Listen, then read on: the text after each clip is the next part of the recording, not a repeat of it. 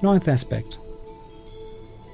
Come now, look at the heads of these officers and groups.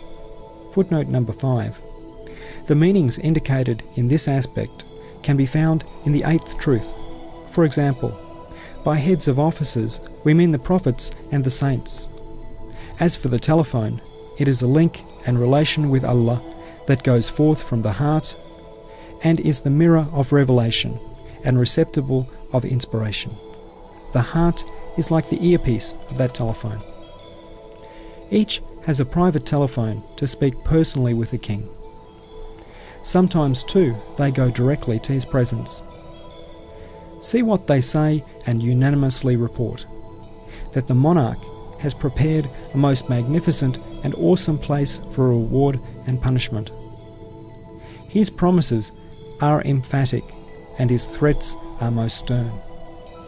His pride and dignity are such that he would in no way stoop to the abjectness inherent in breaking of a promise. The bearers of this report, who are so numerous as to be universally accepted, further report, with a strong unanimity of consensus, that the seat and headquarters of the lofty monarchy, some of whose traces are visible here, is in another realm far distant from here. The buildings existing in this testing ground are but temporary, and will later be exchanged for eternal palaces. These places will change. For this magnificent and unfading monarchy, the splendour of which is apparent from its works, can in no way be founded or based on so transient, impermanent, unstable, insignificant, changing, defective, and imperfect matters. It is based rather on matters worthy of it, eternal, stable, permanent, and glorious. There is, then, another realm, and of a certainty we shall go toward it. 10th aspect. Come. Today is the vernal equinox. Footnote number 6. You will find what this aspect alludes to in the ninth truth. The vernal equinox is equivalent to the beginning of spring. As for the green plain covered with flowers, this is the face of the earth in springtime.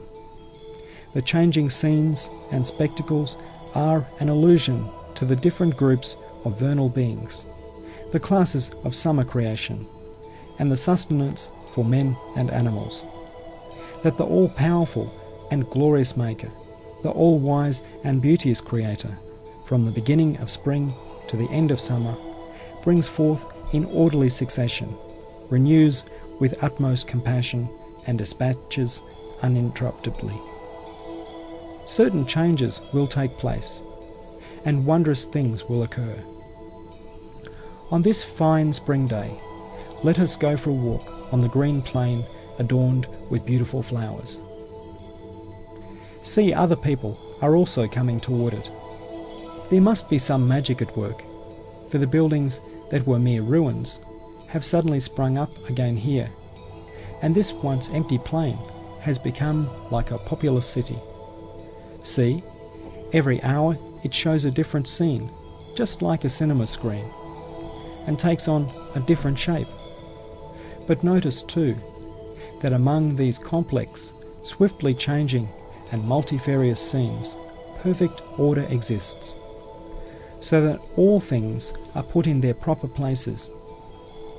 The imaginary scenes presented to us on the cinema screen cannot be as well ordered as this, and the millions of skilled magicians would be incapable of this artistry.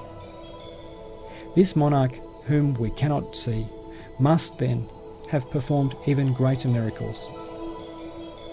O foolish one, you ask, how can this vast kingdom be destroyed and re-established somewhere else? You see that every hour numerous changes and revolutions occur, just like that transfer from one realm to another that your mind will not accept.